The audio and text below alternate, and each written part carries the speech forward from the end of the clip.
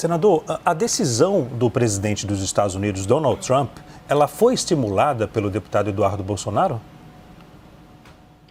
Olha, em primeiro lugar, a gente tem que tratar esse assunto com muita seriedade e com muito equilíbrio, porque agora o importante não é a narrativa sobre quem vai recair a culpa.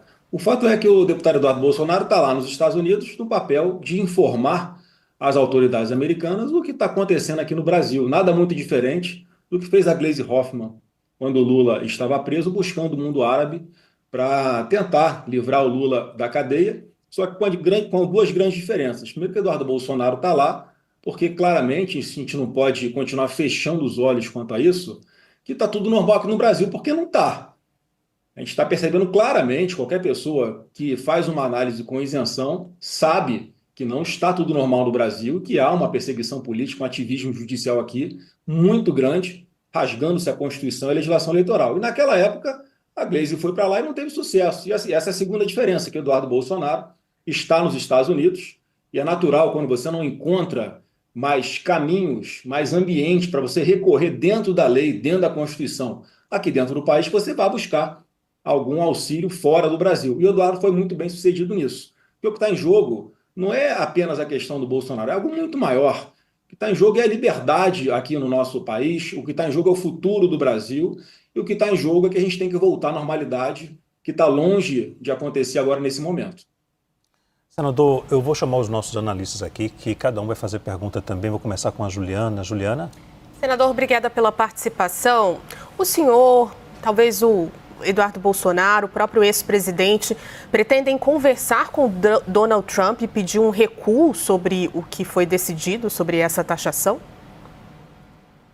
Olha, eu acho que a gente tem que começar a entender, na verdade, na realidade, o que é que está acontecendo. Eu estou vendo que está todo mundo parecendo com a bússola quebrada. O Donald Trump está adotando esse tipo de sanção tarifária com relação a vários países do mundo. Não é uma questão comercial, é sim uma questão política, como está fazendo com vários países. Há pouco tempo, ele impôs uma taxa de 100% sobre a China, a maior parceira comercial dos Estados Unidos, e em 2, 3 dias os chineses estavam sentados negociando com os americanos. E muito me preocupa, Juliana, nesse momento, o Lula continuar nessa linha de bravatas. Ele vai agora, mais tarde, para um pronunciamento em rede nacional, pelo que eu estou sabendo, para, mais uma vez, botar a culpa em cima do Bolsonaro, para tentar construir uma narrativa de uma forma irresponsável, porque o que a gente tem que trabalhar é para resolver o problema. E não adianta a gente pensar que está numa negociação normal. O que eu tenho dito, Juliana, e todos que nos assistem, é que essa negociação que vai se iniciar, que tem que se iniciar agora, está muito mais próximo daquele contrato de adesão.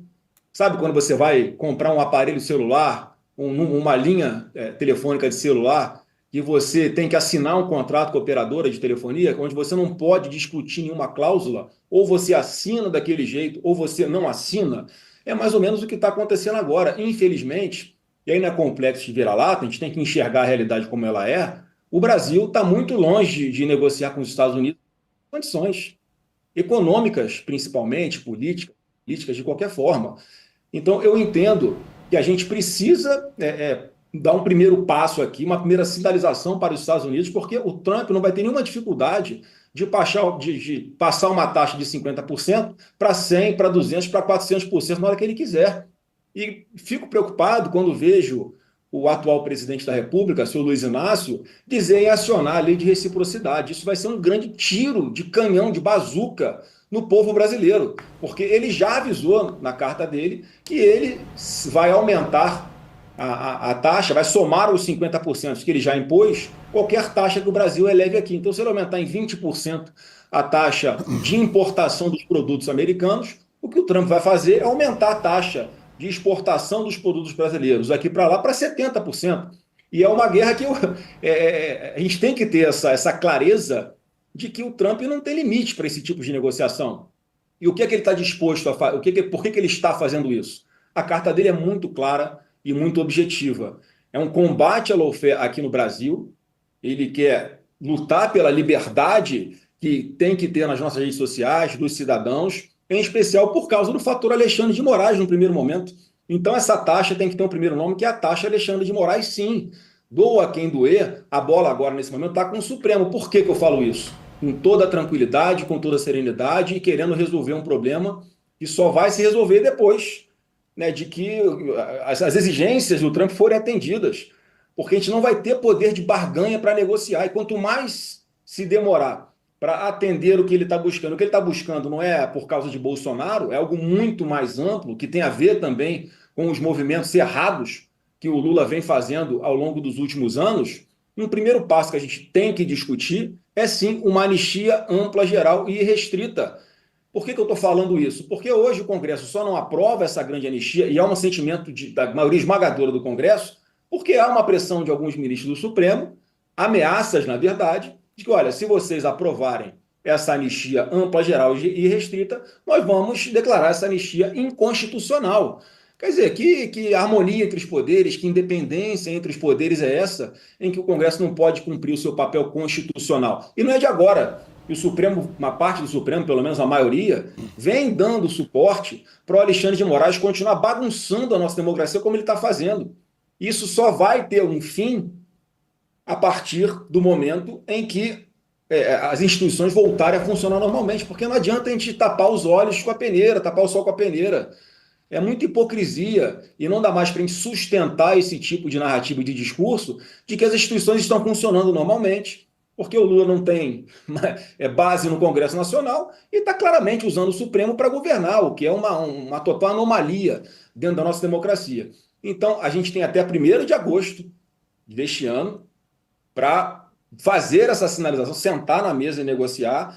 E, na minha percepção, a primeira coisa que a gente tem que botar na mesa é o Congresso Nacional fazer a sua parte. Aprovar na semana que vem essa anistia ampla, geral e restrita para mostrar que o Brasil está disposto a voltar a alguma normalidade. Caso contrário, no meu ponto de vista, não é com felicidade que eu falo isso, mas é um fato, é a realidade. O Trump vai estar disposto a aumentar as tarifas, as taxas contra o Brasil até a estratosfera. E por que ele faz isso? Faz para colocar, obviamente, todos os setores que estão dando suporte hoje para isso, para esse tipo de sistema que nós temos aqui no Brasil hoje, que está muito longe de ser uma democracia, para que eles pressionem, sim, o próprio Supremo Tribunal Federal para que eles voltem à razão, parem de continuar dando suporte para Alexandre de Moraes continuar fazendo o que ele está fazendo, perseguindo todo mundo, atropelando lei, atropelando Constituição, botando na cadeia gente inocente, tomando decisões que interferem em outros poderes.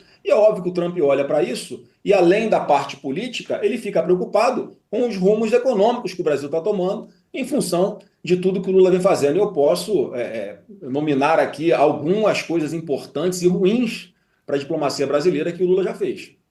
Antes de passar para o Pedro, já que o senhor falou sobre a questão da anistia, eu apurei mais cedo, com fontes não só aqui no Brasil, mas lá nos Estados Unidos também, e a frase que eu ouvi foi que o projeto da anistia seria a condição número 1 para poder rever ou até colocar fim na taxação, no tarifaço do presidente dos Estados Unidos. O senhor acredita que essa pauta tem espaço agora pela mesa diretora da Câmara dos Deputados e do Senado, senador? Olha, se a partir do momento em que não houver mais a ameaça por parte de alguns ministros do Supremo a essa matéria, está resolvido o assunto. Eu te garanto que aprova na semana que vem essa anistia ampla, geral e restrita. Todo mundo quer acabar com confusão aqui no Brasil. E a consequência de tanto tempo de se insistir em negar essas pautas, parece que há uma vaidade, um ego, um orgulho de dizer assim, olha, quem manda no Brasil sou eu aqui, o pessoal do Supremo, e entubem. Eu acho que agora a gente vai ter que entubar.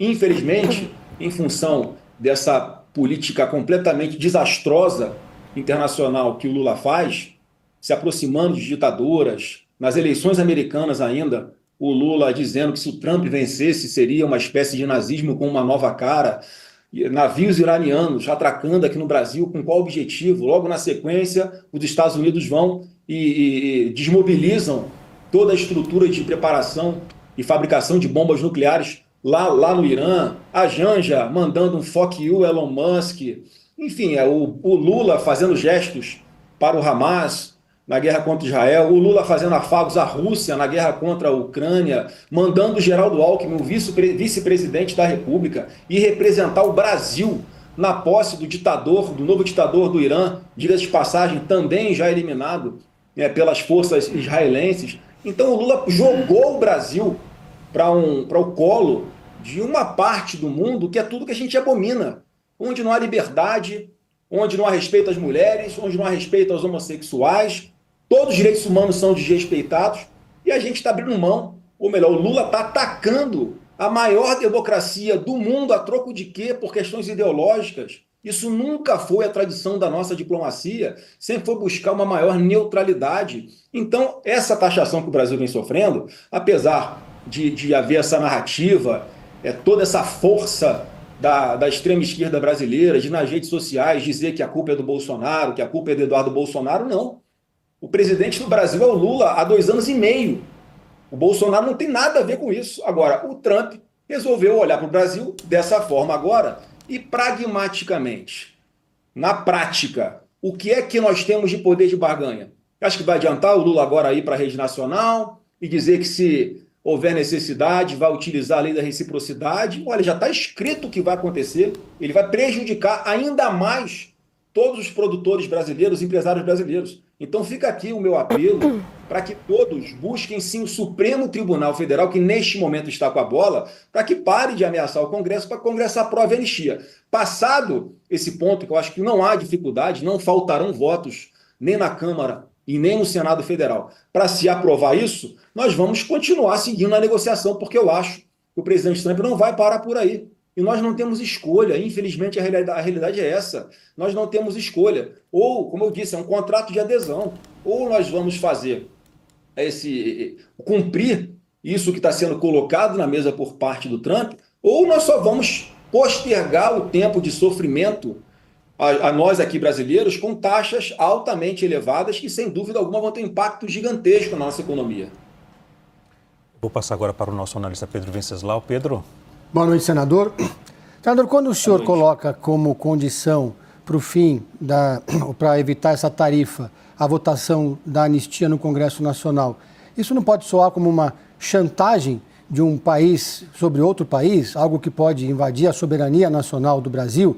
E também aproveitando 2 perguntas em uma. O senhor mesmo disse que a taxa Alexandre de Moraes, o Donald Trump citou o caso no STF, mas o Lula está sendo apontado como culpado. A ideia é o quê? Que o Lula interrompa a ação penal? Não, em primeiro lugar, chame do que quiser, se é uma interferência. Eu estou falando que é uma realidade. Como é que sai essa enrascada agora? A gente vai continuar com o nosso orgulho, né? Somos brasileiros, todos nós temos orgulho de ser brasileiros. Mas como é que resolve essa situação? Se você olhar para a Segunda Guerra Mundial, o que os Estados Unidos fez com o Japão? Lança uma bomba atômica em Hiroshima para demonstrar força. Qual foi a reação do Japão naquela época? Falou, olha, nós aqui somos patriotas, isso é uma interferência dos Estados Unidos aqui no nosso país, vamos resistir, fora Yankees. Qual foi a consequência 3 dias depois? Uma segunda bomba atômica em Nagasaki, para aí depois, sim, haver, no dia 16 de agosto de 1945, portanto, 2 semanas depois da primeira bomba, haver uma rendição formal por parte do Japão. Então, essa situação tem que ser encarada como uma negociação de guerra, sim, onde nós não estamos em condições normais, nós não estamos em condições de exigir nada por parte do governo Trump. Ele vai fazer o que ele quiser, independente da nossa vontade. Cabe a nós termos a responsabilidade de evitar que caiam 2 bombas atômicas aqui no Brasil, para depois nós anunciarmos que vamos fazer anistia, para depois nós anunciarmos, que eu acho que é uma segunda coisa que ele vai querer também colocar na mesa de negociação, porque é o que está na carta dele, que é a questão da liberdade de expressão nas redes sociais, e sabe-se lá quais vão ser os outros fatores que ele também vai colocar na mesa. E se quanto mais nós resistirmos, nós vamos resistir bravamente? Maravilha, vamos bater palmas. Agora, a consequência vai ser um aumento de taxas, vai ser a imposição de sanções a alguns CPFs aqui no Brasil, que já vem sendo anunciadas, inclusive, por algumas autoridades do governo americano, na chamada Lei Magnitsky, que simplesmente faz um cancelamento financeiro de uma pessoa, de uma empresa em todo o mundo, o que é algo muito grave. A pessoa vira realmente um par internacional. Então, acredito que esse chegou o momento de a gente botar a bola no chão. E como é que bota a bola no chão? A gente tem que parar com essa hipocrisia de insistir com tentativa de golpe aqui no Brasil, já que o presidente não era mais Bolsonaro e que ele fez tudo para uma transição pacífica, portanto, não dá para botar um 8 de janeiro na conta dele. O PGR, por exemplo, acabou de arquivar o pedido de investigação sobre o Carlos Lupe, que era o presidente do INSS, um dos maiores escândalos de corrupção do Brasil, em tempo recorde. Quer dizer, fica muito claro que é um compadrio, em que a democracia está completamente desvirtuada. Como é que não se investiga quem era o ministro que tomava conta do INSS nessa época, já assim, sem mal começar as investigações? Então fica muito claro essa lawfare, esse ativismo jurídico que está acontecendo aqui, e assim, impossível não perceber essa espécie de combinação do Ministério Público Federal atual com alguns ministros do Supremo. Isso é muito triste de falar, mas é indefensável que isso faça parte da democracia.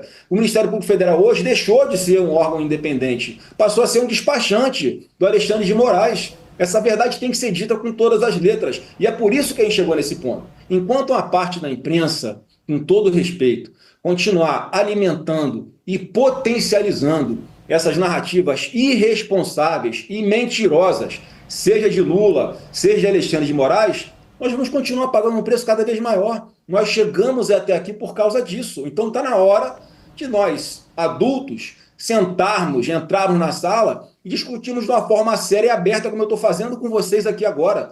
Porque não dá mais para ficar mentindo e fingindo que nada de errado está acontecendo no Brasil.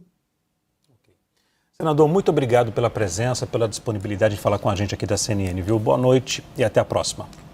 Eu que agradeço. Boa noite a todos.